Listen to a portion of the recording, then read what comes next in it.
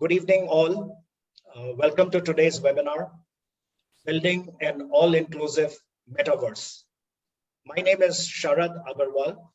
I'm the CEO of CyberGear, which is a digital agency based in Dubai. I started in 1996, and I'm pretty much the Web 1 guy who used to search on Alta Vista and use Netscape to browse the web because Google did not exist, nor did Internet Explorer.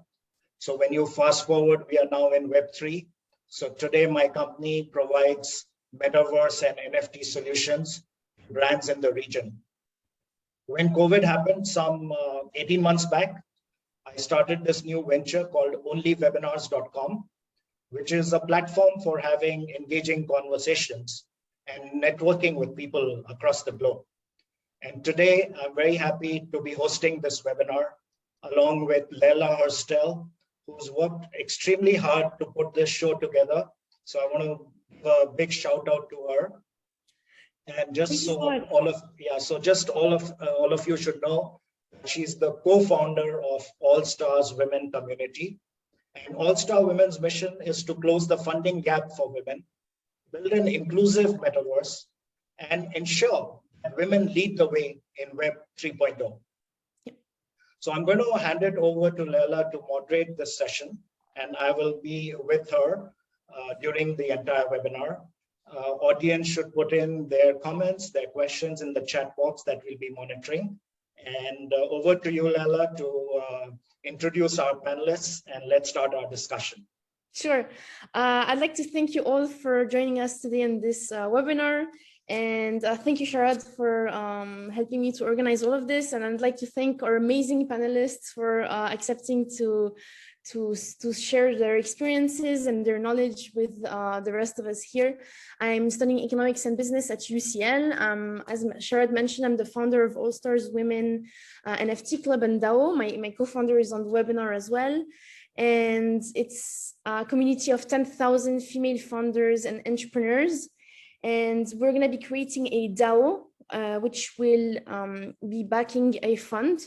And the money that we raised from the minting proceeds will be going back into this fund, which will be used to invest into the female founders, entrepreneurs of the community. And any profits generated from this will be reinvested into the fund and distributed throughout the NFT Club community.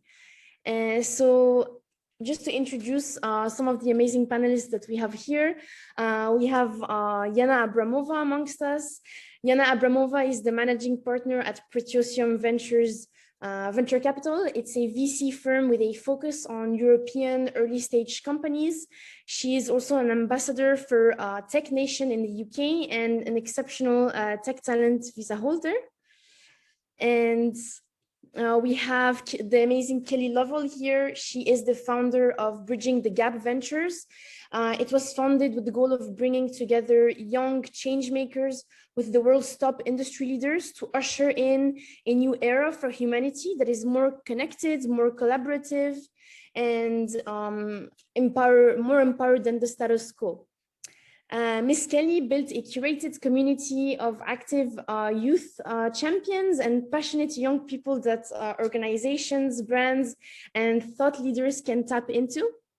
Then we have Tarja Stephens. Tarja is the co-founder of Metaverse Inclusive, which is a media brand on a mission to be the global frontier for advancing diversity and inclusion in the metaverse. Tarja is passionate about harnessing the power of virtual worlds to make a positive impact in the real world and unlock people's collective potential for the greater good. Ms. Andrea Abrams, she's a retail industry veteran and a C-level executive with a broad background in cross-border expansion strategies and partnerships, as well as technologies for physical and digital retail expansions. She is the founder of Fijicode, which is a consortium of industry leaders involved in various aspects of metaverse development, transitioning brands, products, and experiences to a dual identity where physical and digital values coexist and enhance each other. Yes, and as well, Jamie Brett here, who is the founder of MetaHub, which organizes virtual reality events and conferences, What motivates Jamie is designing, developing, and delivering meaningful interventions that also have a true social impact. Yes, so I'd like to get started and just kind of start tapping into the venture capital world. Our main focus here at AllStarsWomen is gender equality issues, and especially to bring diversity into the entrepreneurial ecosystem. Businesses funded by women actually deliver higher returns on investments, more than twice as much per dollar invested than those led by men, according to a study, a research made by BCG. Yet women only receive a fraction of overall funding from investors. And so what I'd like to know, what is, Yana, because you have such a long experience in the venture capital world, I'd like to know what is causing this in your opinion, and how can we help to close the funding gap for women? Okay, thank you so much, Lila, for having me. Thank you so much for the question. I would love to start maybe like kind of coming back to the origins, right? The venture capital industries historically is like extension of technology. Technology is an extension of engineering, and engineering is primarily a very masculine environment. The good news is that the industry is changing, and we see a lot of people are kind of going into the tech ecosystem now. We also see that literally half of the planet consumptions in terms of use and what is required is done by women. I think overall, there are 2 points I want to share here. First, I think it's not only about the gender diversity, but also like a cultural diversity, in a way that we need to build. Could be inclusive metaverse. It could be any tech company or any VC company should be built with a diverse perspective in mind, bringing different genders and different cultures together. Secondly, I think I don't really want to differentiate myself or women in tech too much from, let's say, from the rest, because while we want to invest in the best of the best people, and to me, for example, it doesn't really matter which gender you are, but it's more about how you can whether you will be able to build an awesome company, and then whether you can just build a great team together and just bring people together. So what really matters. So sometimes I feel when you put a lot of when you emphasize a lot about the diversity, sometimes it doesn't really like bring that much good to people. But at the same time, I agree that all the initiatives that we have and then that help in bringing women in the tech ecosystem are very important, because I finally see that the shift starting, let's say, from last year, when people are hiring more women because they not because they have to show the diverse board or diverse company, but that they truly mean it, and they finally realize how it's important to have different opinions around the table. Yeah, thank you very much for giving us your opinion, and I think what you're saying is extremely interesting. And I'd like to jump on your point and ask you, so what are you looking for exactly when founders pitch to you, and which advice can you give to female founders in particular? Okay, I guess it's the strange thing to answer, but one of my partners in the firm with great experience always says that almost right at the beginning you feel or you don't feel whether it's a good company or not. While it's not really academic, while it's not really academic approach, but it's true that the good ones you can always see, or like you can always tell right away, and then forget about the business plan and forget everything else. At the early stage, we invest in people, and we invest in people that have a drive, that they have a drive, they have an idea, and then more or less they have like kind of a team together. It could be only 2 people, but that all that matters, because the business plans will never work in 99% of cases, and we know all that. Yes, so I think in terms of what the advice I can give to the female founders, I think the main point and the biggest point and the biggest problem I see with female founders, they cannot really portray the bigger picture.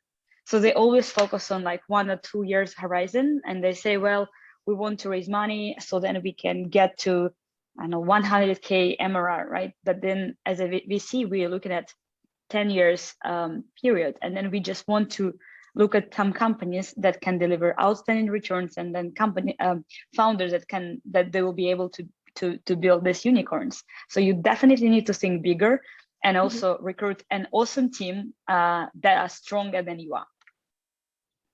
Thank you so much for this valuable advice and for sharing kind of like your insights and what you look for before investing in companies. And I'd also like to tie this to a fact, which is that less than 10% of women feel that they understand crypto.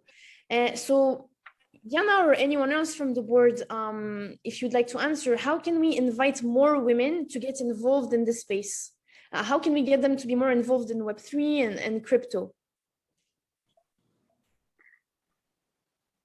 I think I think I'll just share because of Sure. I think I only recently saw only one initiative focusing on women in crypto. It's called My BFF. I think BFF.com. So then they're building like this the place safe place where you can learn about crypto.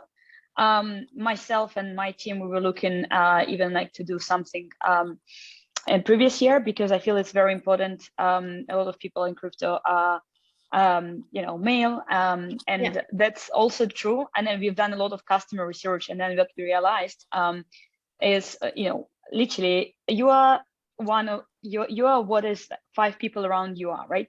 And so if people around you are not really in the crypto, you will never even be able to be interested, or you don't even have the access to it.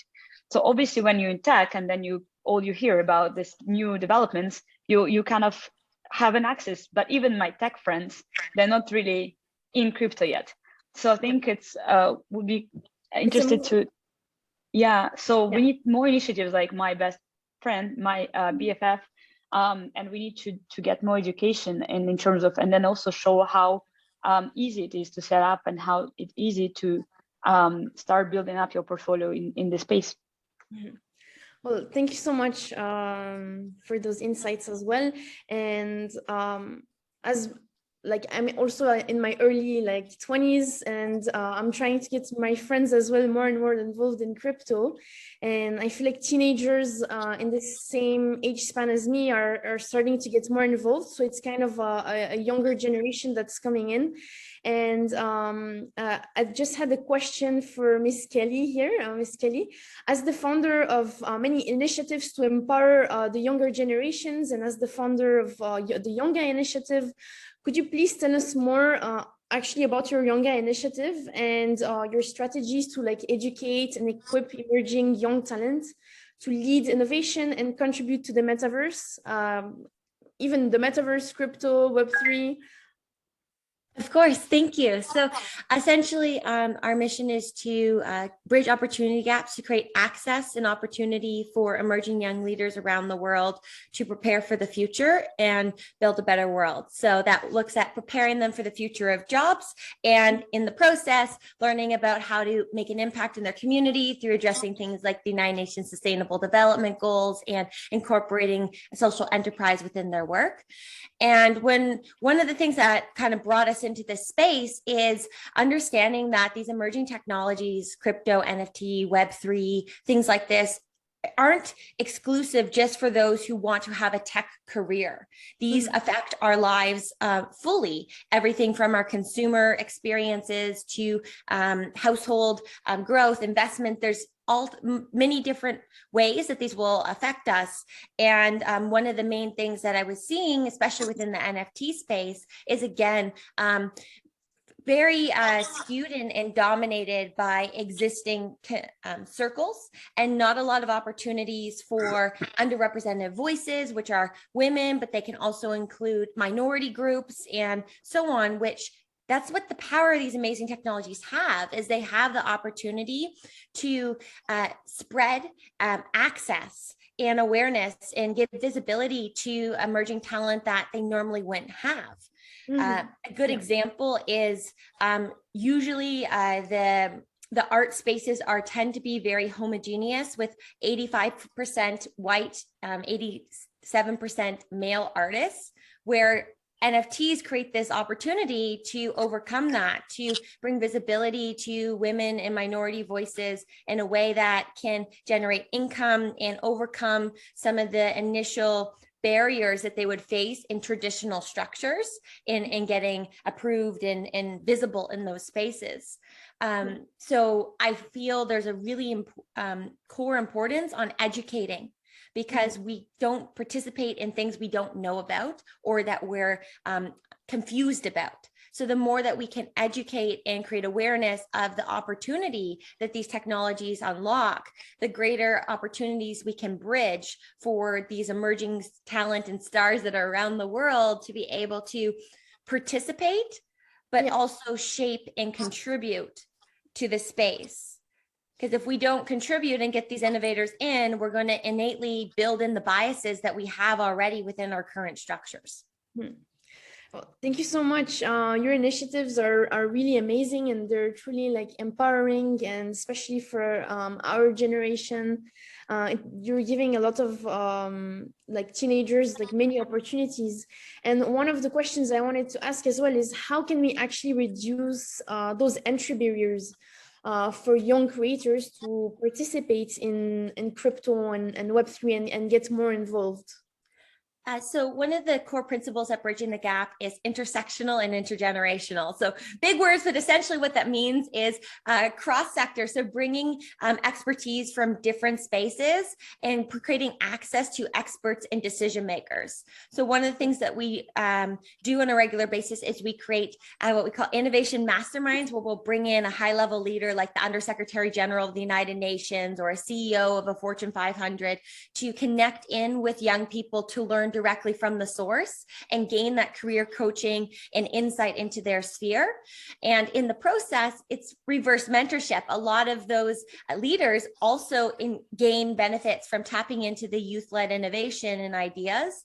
So I think we need more spaces that are participatory, that we have different voices and lived experiences and different generations a part of, so we can truly uplift and grow together.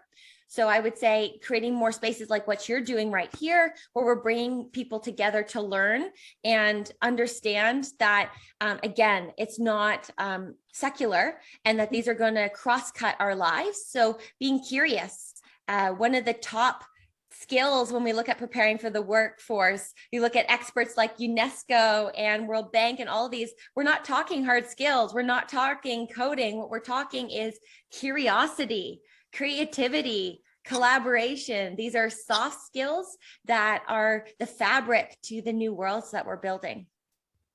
Thank you so much. This is all great, and I feel like there's a really bright future ahead, and many opportunities to learn from and to seize as well. And so speaking about young talents getting more and more involved in Web3 and more women taking advantage of the space, Tarja, I wanted to highlight, because you're as the founder of Metaverse Inclusive, could you maybe tell us more about the future talent that is needed in the Metaverse and Web3? Thank you. Thank you so much, Andela. First of all, this is amazing to be here, because when you reach out and invited here, I think this is the reason why we're here. And Kelly Initiatives, I'm a mom of 2 teenagers. So what you're building is so needed. So thank you for that. So yes, the future talent, it is exciting. And at the same time, it is unknown. we cannot even imagine what kind of a talent is needed for the upcoming years. So what we have been doing is a lot working with the companies. And what Kelly mentioned, the soft skills, what are the talent is needed? What kind of workforce?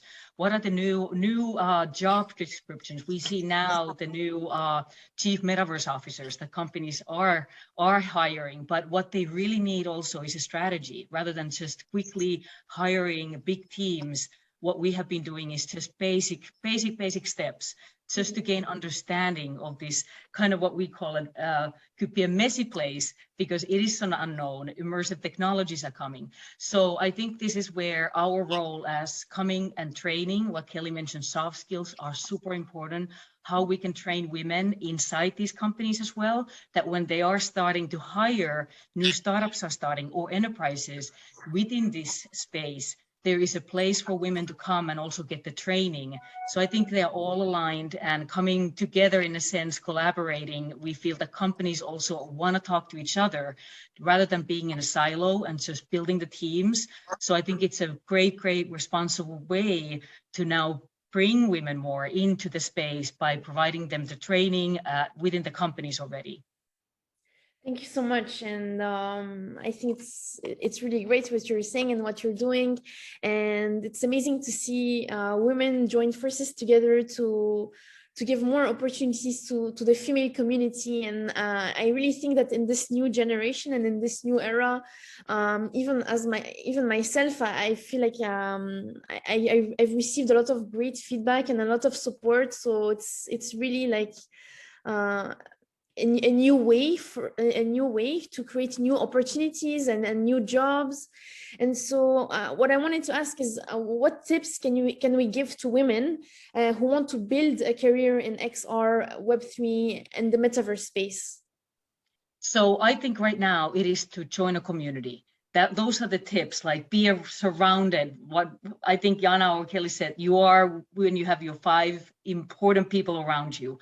So these communities are coming so fast right now. I think everybody has this place in a sense to start learning. And I feel that what I have seen, so many women, for example, I have one woman who said, I'm doing a coaching for speaking. How can I do it now in a metaverse space? Like, absolutely, let's find out. So it is extension to the skill what the women have already. And in order to find out how I can extend my skill in these new immersed technologies is to come together and learn what others are doing. And I think that's an exciting time that you don't need to kind of leave everything behind and jump into a new career, but it's more of extending your knowledge into this new space. So I think my tip to anyone who's interested in learning is like, don't be discouraged. I think Kelly mentioned, you don't need to be developer or engineer or any talent that you have will be needed in this new Web3 environment. Yeah, thank you so much. And so I wanted to put this question out there. It's for anyone to answer. So how can we actually bring more inclusion and more diversity into the metaverse and the Web3 space? I think one of the things, hi everybody, and thank you Leila for putting this together. I wanted to echo what Yana said about, the women before we talk about inclusiveness in general. I think women have changed the role in investment. I come from the venture capital group as well, and I'm an investor myself in a lot of retail tech companies going back many years. And I can tell you a lot of the companies I've invested in are founded by women. When I joined my aerospace engineering freshman class many years ago during Web 1, I was 5 out of 300, 5 women to 300 men. The world has changed a lot. And I think Web 1 and Web 2 have created more tools, but Web 2 towards Web 3 has allowed us to create community. And I echo what Tarja is saying. I think community is key. At FijiCode, we talk about communicating through values and building community. A lot of us come from the retail and consumer product background. And so we talk about what is it that the consumer wants. But the reality is that we don't talk about consumers anymore. We talk about community. So if you're a brand, the rules of brand building don't change. And community building has to be through shared values. If you think about shared values, and if you think about the possibilities today with Web3 of people getting their message out there, you can have you can do a pitch on an investment much easier with the tools of Web 2 and Web 3. And so inclusiveness is available to you with the tools. I think you could very much join communities today from anywhere in the world with any level of education in a way that you couldn't in the last 20 years. And I think that is where I echo Tarja's point. I think you have to educate yourself. You have to join as many communities as possible. FijiCode is set up to be a consortium of leaders and with a lot of experience. I think most of the people in our consortium, half of which or more are women, have a lot of experience, and yet we've made a point to include young rising stars like Layla in the group, because I think having that balance of experience in fresh outlook on different aspects of industry are very important. But it all goes back to strategy. It all goes back to a business plan. And I think that hasn't changed in the last 30 years, and it won't change. So we do think that that's going to lead to inclusiveness. In the fashion industry that I'm very involved in, we're dealing with that in the physical world. So right now I'm working on a digital collection where, we're having to make decisions about the visuals, the visual communication of our proposition. What kind of avatars? What do the avatars say?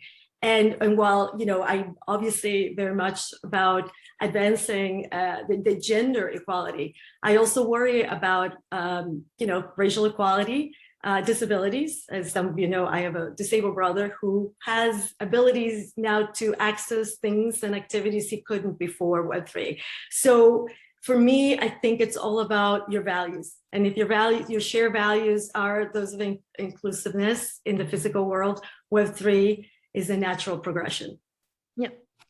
Thank you so much, Andrea, for sharing your thoughts there. And at the moment, you're the founder of FijiCode, and I really think that the metaverse is coming fast, and brands and individuals are accelerating and going into this physical world is starting to be bridged. The line that separates the physical and the metaverse world is starting to be thinner and thinner. And more brands are looking to even brands such as JP Morgan are transitioning into this metaverse world. And so speaking of brands transitioning to the metaverse and the ability to create digital lives for real life products, I think it's opening the door to a truly phygital existence. And so, Andrea, I had a question for you. Could you tell us more maybe about why you decided to create the FijiCode Consortium, and how can we actually bridge the virtual and physical worlds?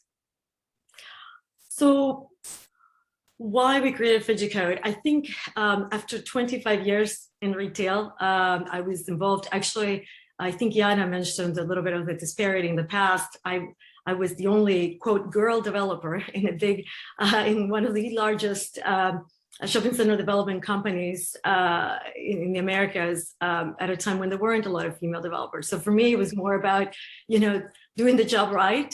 I won't say that it wasn't lonely to be the only female developer, but there were a lot of women in the retail side, on the marketing side. And so diversity is something that, we learned a lot from the physical world.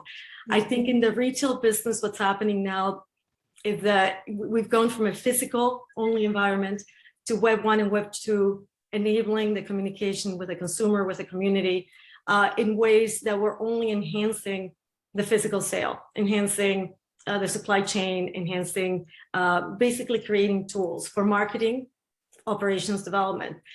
Web3 opened the door to something completely different, because in Web3, through an avatar, you can have a digital identity that can be completely different from your physical identity. And that identity also needs apparel, needs enhancement. You could be a completely different persona in the metaverse.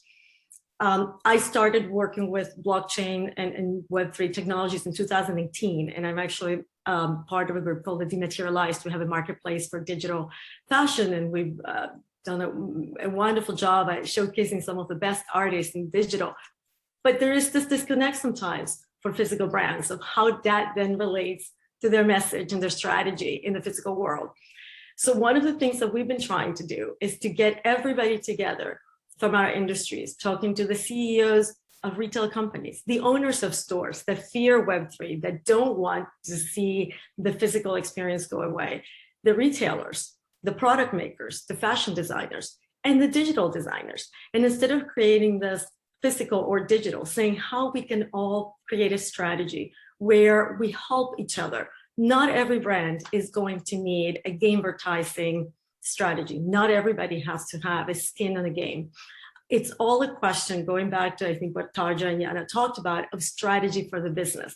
What if I'm looking at it as an investor? I want to know what's the strategy for this business tomorrow, in 5 years, in 10 years. If part of the strategy is to capture a demographic that spends 50% of their time in game, I am going to want to find a way to engage with them. And that hasn't changed from when we tried to do things in physical activities or activations that were specific to targeting a certain group or community. So for me, VigiCode was needed to create that dialogue from the physical leaders and the digital leaders. Because what we were seeing a lot of in the last 3 years is one side telling the other the way the future will look. And the reality is that we all have to work together. So if you look at the makeup of our consortium, we talk about categories, not about people's titles. And so we have categories like digital design, purpose-driven metaverse, DAOs. And so we talk about how, for example, Faith Tribe is one of our partners, Wahid Chamas and Maria Bucciolati are involved with us. How you take a physical brand like Faith Connection and how you create a DAO that's going to give opportunities to creatives that were not in existence before. So Web3, in that case, is an example of how you use the technology to open up access to a very luxurious brand and a creative process to everyone in the world. So really for us at VigiCode, the idea is to create this dialogue, this education, and to also show the physical community and the digital community how it can be done together. So we are an incubator and we are partnering, as Leila knows, with brands. You're going to see very soon a collection of ours in a Metaverse Fashion Week event, where we partner with a physical brand to do their first collaboration between physical and digital.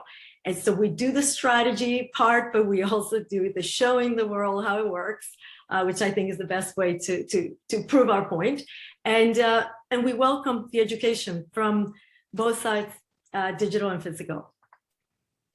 Thank you so much, Andrea. And really, it's such an amazing, what you're doing is really inspirational and amazing, and everything, all the projects that you're undertaking with VigiCode really is what's helping us make the transition and to the metaverse and to the digital world. And so as we build actually a future that emerges, the physical and digital world, how important is it, in your opinion, that we address the importance of diversity and inclusiveness?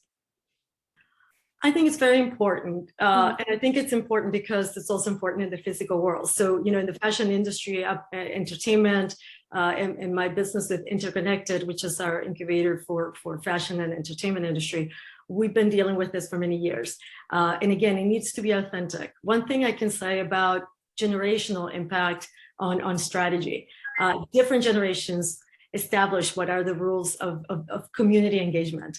And one thing I love about Gen Z as a generation is that they truly believe in acquiring goods for access, not for possession, in belonging in a community. And that's true about everything, not just product or fashion or entertainment. That is true in the metaverse as well. So if you think about consumption for access, and you think about community building, what are the values of that community? And they have to be very inclusive. So I think it is very important, because if your message in the metaverse is one, if your avatars start to look a certain way, and look, there are a lot of things we haven't figured out. I think Tarja mentioned we have a lot of work to do in terms of, where are we headed with this? We had a conversation the other day about the avatar selection for a virtual event. Do we all want to look like a perfect version of ourselves in the metaverse? Because we can look perfect in the metaverse. Do we lose authenticity? I mean, there are a lot of issues that are very, very specific about social psychology in a lot of areas that are not my expertise. And this is why I created FijiCode. We are bringing people from compliance, from cryptocurrency, from the legal and accounting expertise to understand how we're going to have to create these new tools and access and inclusion in a way that will be possible. We're bringing people with a social psychology background, with, if you think about building a corporate board, or you think about the things that most companies look for in their employees and their leadership, the same will apply to building an inclusive metaverse. And I think Yana said something that I believe in wholeheartedly, which is I invest in people. I always tell people when they pitch me a project for my incubator, I said, I invest in people. So I need to get to know the people, because at the end of the day, if the people are doing the right thing, they have the right long-term plan, things happen. Money gets lost sometimes. But if you have the right plan and the right people you can trust, things can be turned around.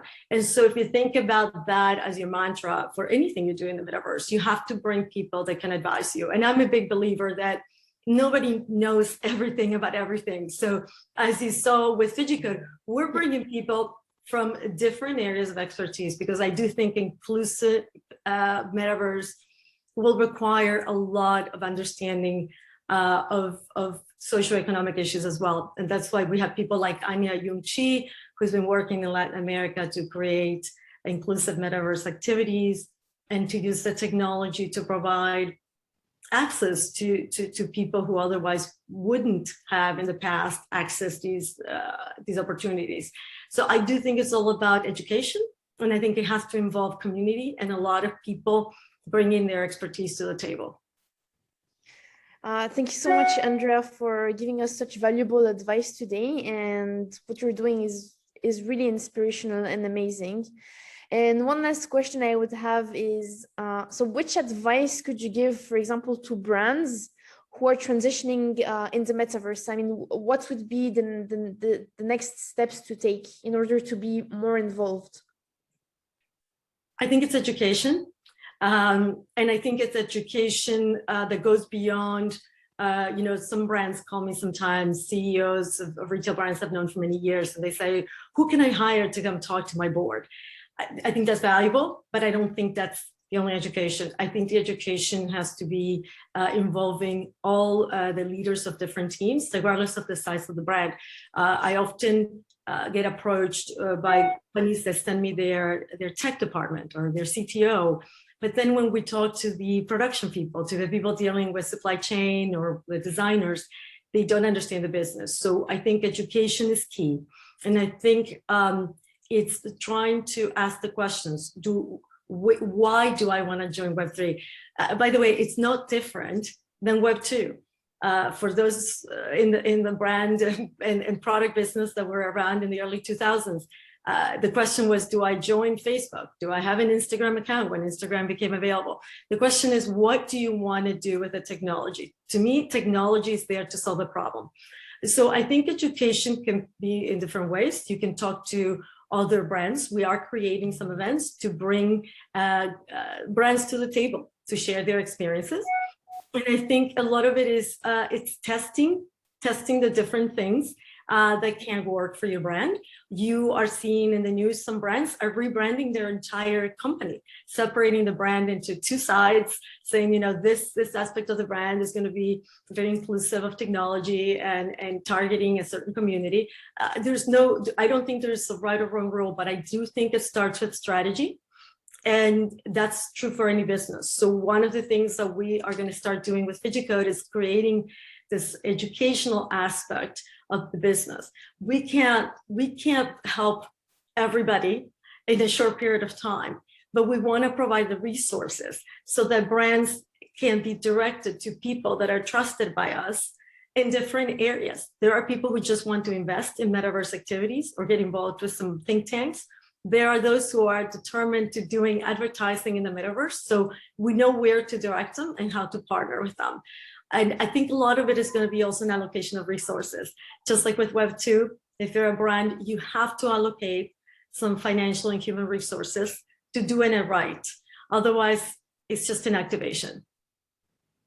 Well, thank you so much, Andrea. And it's really, truly fascinating. And if anyone here wants to transition to the metaverse, you know who to contact here.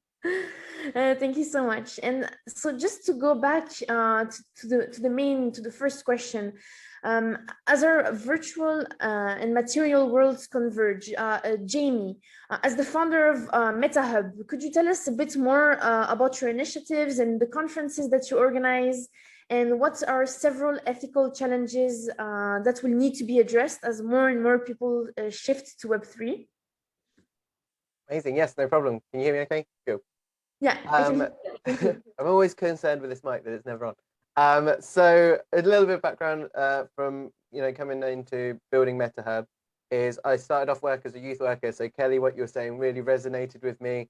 I used to work with what they were considered to be some of the most marginalized people within London. Working within gangs, within prisons, to be able to support young people into employment, education, and training. And from my background as well, I was quite ill, I had chronic illness in my teenage years. I'm dyslexic, and I grew up with a disabled brother. So I've been exposed to lots of different aspects of marginalization. And part of that led to, developing the STEM strategy for the Prince's Trust, which is, I'm sure most of you are aware, but science, technology, engineering, and maths, and trying to roll that out to be able to get young people from disadvantaged backgrounds into these kind of careers, which is obviously a really challenging thing to be able to do because the sector is largely academic. So one of the aspects that was really important in being able to do that was thinking about not just the barriers that those young people face, but also the people that are trying to teach them how to do it. Because I tell you what, youth workers are not a fan of STEM. Yeah, they did not go into youth work to be able to go and deliver science, technology, engineering, and math stuff a lot of the time. So that kind of led on to lots of different ideas that I had when I wanted to go self-employed. And one of them was setting up MetaHub, which actually came out the fact that I set up my first business the week before the pandemic struck, which is not the best time to go set up your own business. But as part of that, I started to think about how I could deliver training differently and how I could utilize virtual reality as a product and service to deliver training. And that kind of led on to developing these virtual environments, and then MetaHub, which is basically an organization that designs custom virtual environments for delivering training. And one of those ideas that I have is kind of like, well, we could change the virtual environment for each individual depending on potentially a neurodivergency. So whether it's someone who's on the autistic side of the spectrum, well, we could design an environment that's less stimulating, that doesn't overwhelm.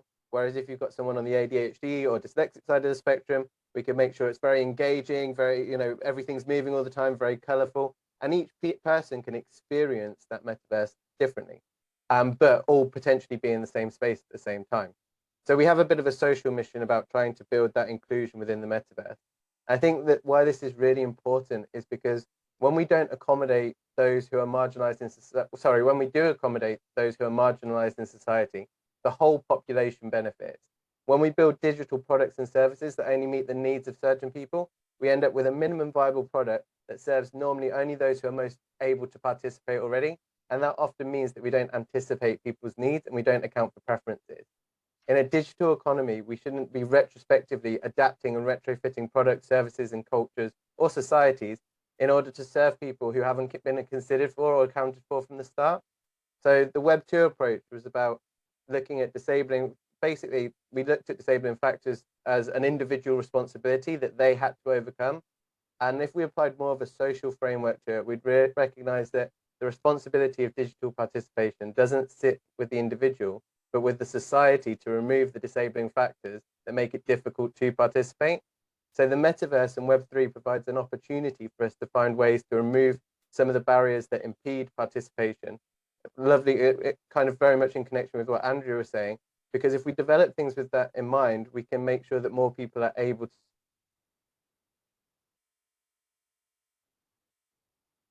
I think there's some issue with Jamie's audio. So Lela, if I may just come in Yes. for a couple of minutes. I'm hosting a lot of webinars these days about the metaverse and NFT space and meeting a lot of entrepreneurs who are venturing into the space. I want to recognize now Ilham, who's based in France.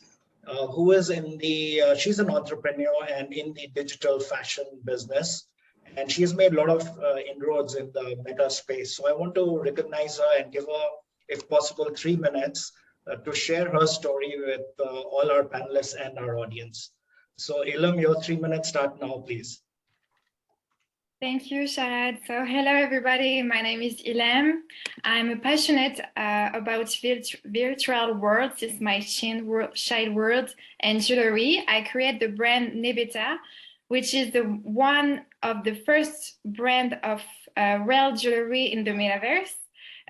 It's culturally inspired jewelry, handcrafted and covered in 18-karat gold. And I use various female avatars to present my collection.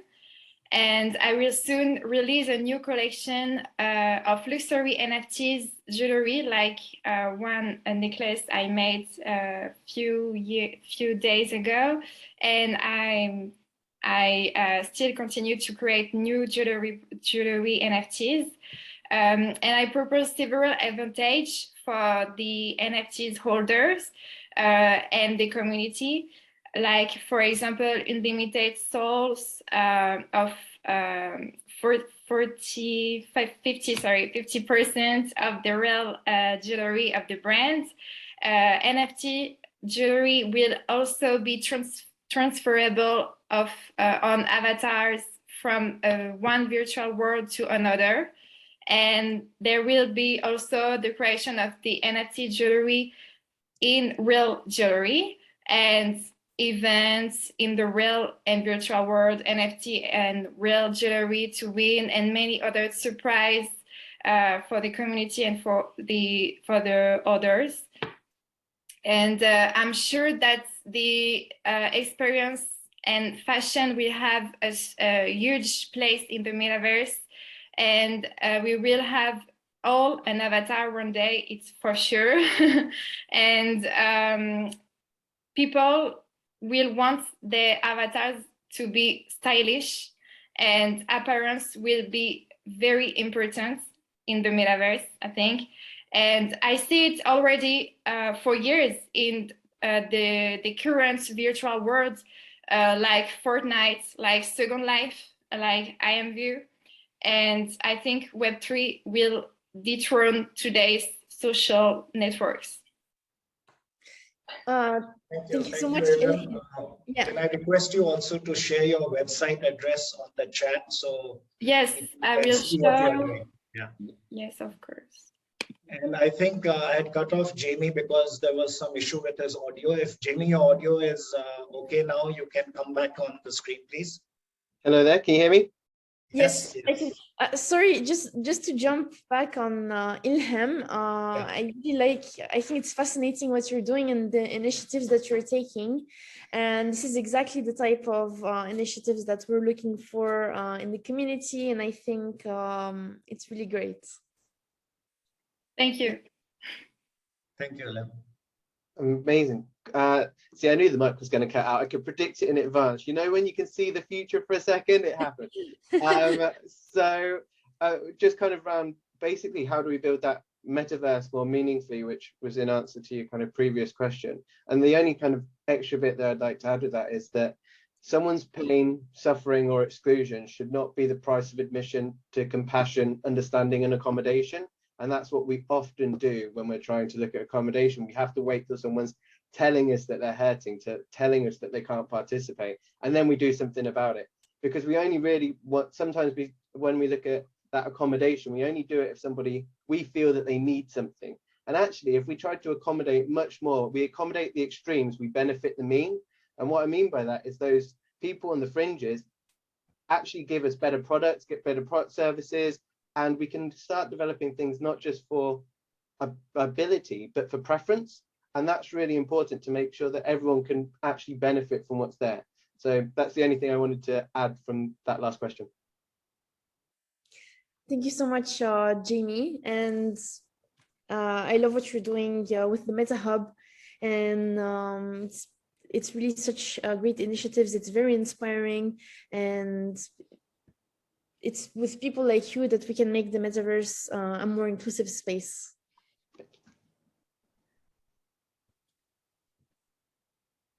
Yes. Thanks, Leila. I'm also trying to get your co-founder, Gabriela, online, but I can't seem to find her in the participants list. So maybe we'll try that again later.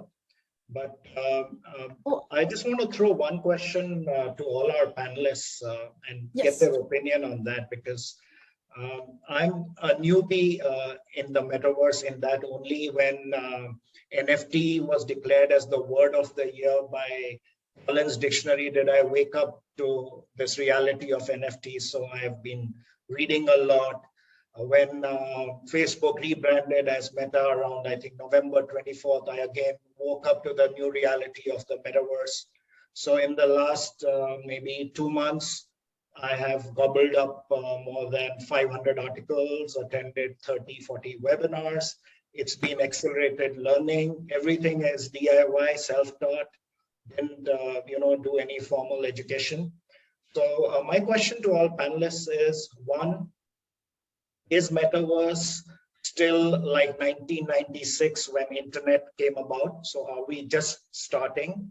And how much time do you think it'll take for metaverse to evolve before the numbers show up in terms of businesses and brands getting into the meta space and individuals also participating in a major way? So this question is for anybody around the room. We can go. So whoever is ready to offer their take, please go ahead.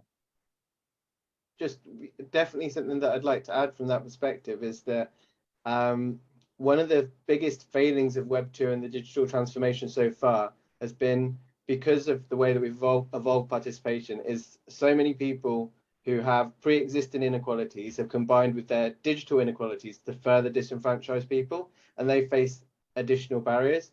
What I'd like to really see with this development of the new technology is not just to be able to go, right, how quickly can we get it up, or when is everybody going to be in the metaverse, but can everyone enter the metaverse at a similar time and have a similar experience? So it's not just about those who are first to the post and first to get in, actually get the most from it, but actually everyone is able to get something from it. So I'm probably less worried about the timing and more interested in how can everyone be involved. Because particularly as technology erodes those boundaries between the material and digital world, we need to move beyond that industrial approach of supporting each other to make sure that we're benefiting everyone. Thank you, Jamie. Anybody else would like to comment on that? I agree with Jamie. And first of all, I want to take a minute to say that I'm really in awe of what you do, Jamie. I know a little bit about what you do and the struggles of accomplishing what you're accomplishing in the past. I think technology, you are a living example of why Web3 will be really an important evolution in technology, because the level of access and the democratization of creativity, of interaction, I think we're seeing it in real world events, how the technology is unifying everybody. I recently wrote a paper on the impact of DAOs and unification. There are issues with regulation that we're going to have to face, just like with Web 1 and Web 2. It took years to get legislation to catch up, right, to the technology. So we all have extraordinarily wonderful goals that will need to be supported by legislation of our countries. I think all of us in this webinar, in many different parts of the world, where legislation will be handled differently. I'm personally committed to spending time with legislators, and I am doing that, and with the people helping write the rules and understanding from them and being able to support whatever all of us leading the development of these companies, supporting the conversation, because there's no way around it. And I think a lot of what you're doing is aligned with a lot of, at least in my country, with the legislation and the movement to more inclusive activities. So to the extent that you can prove with your use cases that the technology is enabling that, you're going to find a lot of organizational support. And obviously you have my contact, and I'd love to talk to you more about this, because I think that's where, again, going back to the earlier conversation, the strength of Web3 is that we're all able to meet and to talk about this. And if we join forces, we're going to find a way to utilize the technology in the proper way for each of our goals. And some of the goals are different and some of them are very aligned. What you're doing is extraordinary, because I agree. I think, there's things that were virtually impossible before Web 1, very difficult with Web 1 and Web 2. And right now, somebody with a lot of impediments who is concerned about his or her visual identity or their visual identity can amass that and remove that stigma in Web3 and choose how to present themselves. I think the access to tools, DAOs, like what Leila is working on, give access to people without, in the old days, you had to have a certain level of education or financial access to tools. And if you had a disability and couldn't achieve a certain level of education in a certain field, you couldn't be invited to the conversation. Right now, if you have the talent and you can produce it and put it out there, you can be sponsored by somebody for your work. And it doesn't matter if you have ADD or if you're on the spectrum or where you went to school. And that's one of the things that we're trying to show, a Fijicode. One of the things I told Leila the first time that she reached out to me and I said, listen, you're a student. I haven't thought about having a student. I have people here who are CEOs of retail companies with 30 years of experience. And it wasn't a quick decision. And I said, I want to show the world what I believe in, which is the Web 2 and Web 3 are enabling us to meet. I see the extraordinary work a student is advancing, and why shouldn't I invite that person to the conversation? It doesn't matter what the gender, the age, the location is. It's the work and the commitment to quality. So I think, Jamie, you are going to find a lot of support from a lot of organizations, and you can count me in to help you, because what you're doing is one of the reasons I think Web3 will change our world. Thank you. I could just jump in and add to that as well, just to kind of add another perspective to the conversation for anyone who's listening. I think also kind of when we look at the inclusion and access conversation, it's important to look at it from a perspective that it's not just coming from a, yes, we all want to be united and happy, and we need to create access and space, but it's actually also an economic argument. Persons with disabilities is the third largest economic power in the world, and women control over $20 trillion in consumer spending. So this isn't just about, I think the key element here is Metaverse, NFTs, crypto.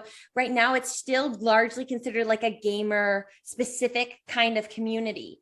And what we're going to be seeing, especially over this next year, as an evolution and expansion, which is now going to be consumer powered. All the potential and application of these technologies are around the consumer applications. We have metaverses. We're going to be shopping in the metaverse. We're going to be going to events in the metaverse. And so when we look at that standpoint, and we look at it from a consumer standpoint, it's an economic benefit to make these spaces inclusive, to involve persons with disabilities, for women, minority groups, because they actually hold the spending power that you're building these tools for.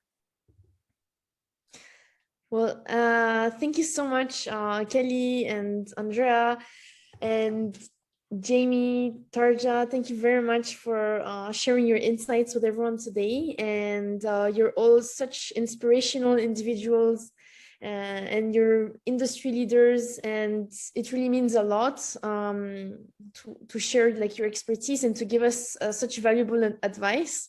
And I hope that we can do this sometime again soon. Yes, thank you, Leila. On that note, I mean, hats off to you for putting this show together.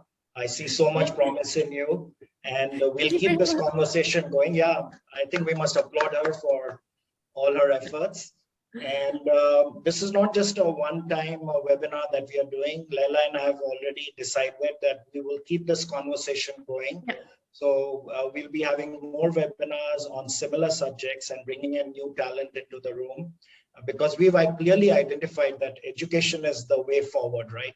Yeah. We have to get more people involved, and this is probably one of the great ways of doing that.